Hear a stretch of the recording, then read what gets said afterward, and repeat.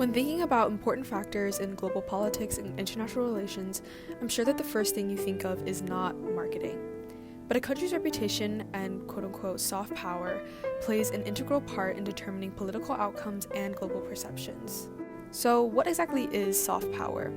Joseph Nye, former U.S. Assistant Secretary of Defense for International Affairs and the person who coined the term, summarizes it as, quote, a country's ability to influence the preferences and behaviors of various actors in the international arena, states, corporations, communities, publics, etc., through attraction or persuasion rather than coercion.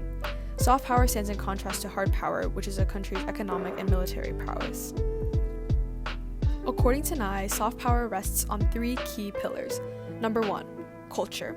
How attractive and appealing a country's culture is to others. Number two, political values. How well a country's government lives up to their political promises both at home and abroad. And number three, foreign policies. Whether people think that the country has moral authority. Soft power manifests itself in different ways, but some of the most popular include movies, TV shows, clothes, and food. It is through these cultural objects that a country can market its political values or increase its attractiveness as a site for tourism or even long-term living. Perhaps no better demonstration of soft power can be seen than in the United States.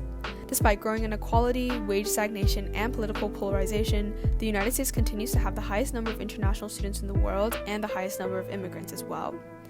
Through Hollywood movies and television shows like Iron Man and Friends, these widely consumed media products can influence how people perceive the United States and its culture.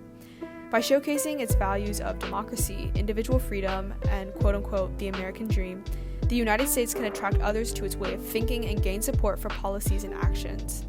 For example, protesters in Hong Kong in 2019 waved the American flag as a symbol of democracy when fighting against the newly proposed Hong Kong extradition bill, which would cause Hong Kong to lose a lot of its autonomy and legal jurisdiction to China.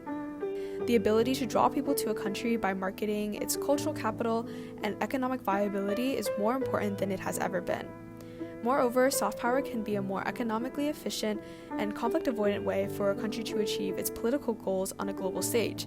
Instead of spending billions on military infrastructure, a country can instead increase production and its cultural exports to attract a greater foreign audience.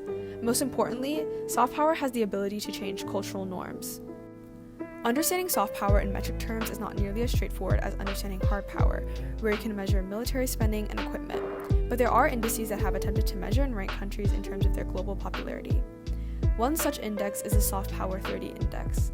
Run by the USC Center on Diplomacy, the index measures factors like a country's cultural and global reach, the reputation of their higher education system, and the strength of their digital infrastructure.